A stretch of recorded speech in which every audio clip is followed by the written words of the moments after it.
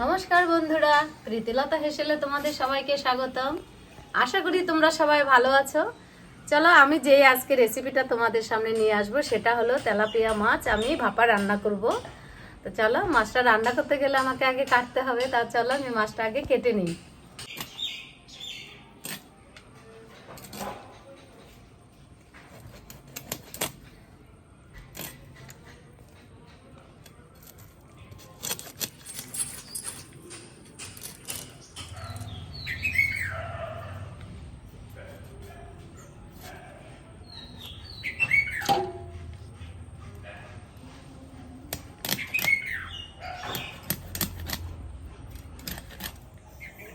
দেখো বন্ধুরা, আমি কিন্তু মাছ কেটে ধুয়ে একদম পরিষ্কার করে নিয়ে রান্নাঘরে চলে এসেছি।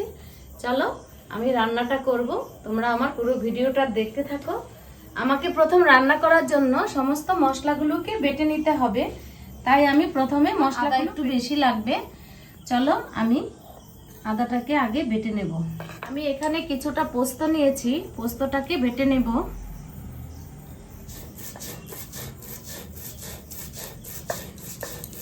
এখানে 5-6টা কাজু আর অল্প একটু চালমগজ নিয়েছি, একসাথে বেটে নেব।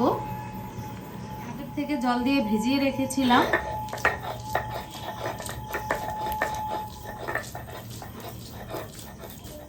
বেটে নেব সাদা জিরে,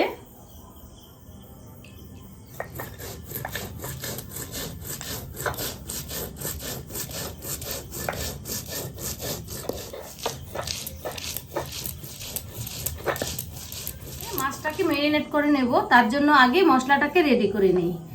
আমি এইখানে যে কাঁচা লঙ্কাটা বেটে রেখেছি, আমি সবটা লঙ্কাই দিয়ে দেব। জিরা বাটা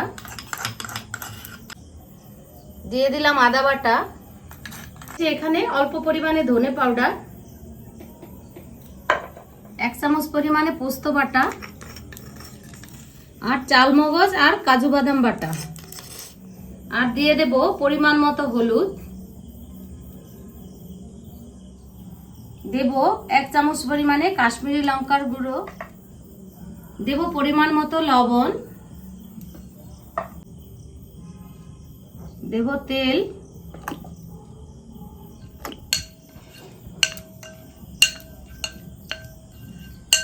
মাছগুলোকে মশলার সাথে ভালো করে মেখে নেব।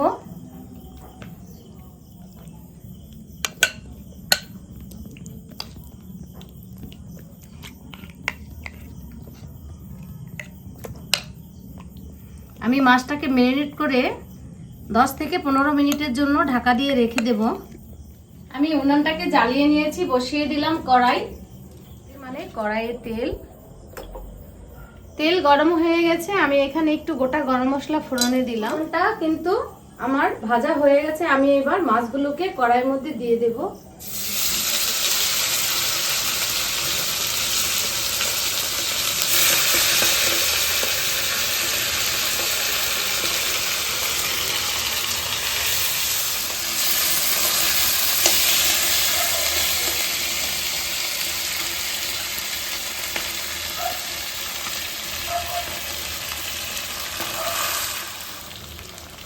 মাছের একটা পিঠ কিন্তু হালকা ভাজা হয়ে গেছে। আমি এবার মাছগুলোকে উল্টে দেব।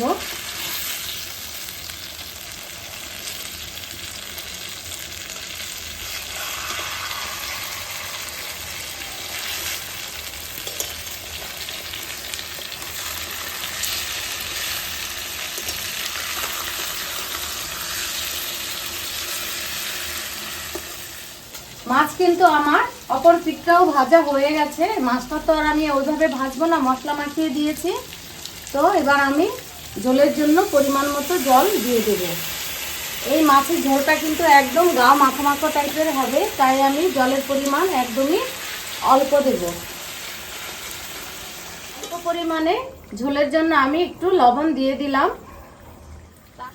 আমি 10 থেকে 15 মিনিটের জন্য মাছটাকে ঢেকে রান্না করার জন্য উনানের আঁচটা কিন্তু আমি একদম কমিয়ে দেব, দিয়ে মাছটাকে রান্না করব। আমি 15 মিনিট পরে ঢাকনাটাকে খুলে দেখে নিচ্ছি। হ্যাঁ, আমার রান্নাটা পুরোপুরি রেডি হয়ে গেছে। দেখো বন্ধুরা, ঝোল কিন্তু একদমই টেনে গেছে। এই দেখো, যখন নামাবো ঠান্ডা হবে, ঝোলটা কিন্তু আরো ঘন হয়ে যাবে। আমি এবার কড়াইটাকে নিচে নামিয়ে নেব। দেখো বন্ধুরা, মাছটা দেখতে কতটা লোভনীয় হয়েছে, আর গন্ধটাও কিন্তু দারুণ বেরিয়েছে। আশা করছি খেতেও খুব ভালো লাগবে। তোমরা অবশ্যই বাড়িতে রান্না করে খাবে, খেতে কেমন হয় আমাকে একটু জানাবে। আর যদি ভালো লাগে তাহলে আমার পাশে থেকে আমার চ্যানেলকে একটা নতুন বন্ধু যারা আছো সাবস্ক্রাইব, লাইক, কমেন্ট, শেয়ার করে তোমরা সকলে সুস্থ থাকবে, ভালো থাকবে। তোমাদের সাথে দেখা হবে পরের ভিডিওতে।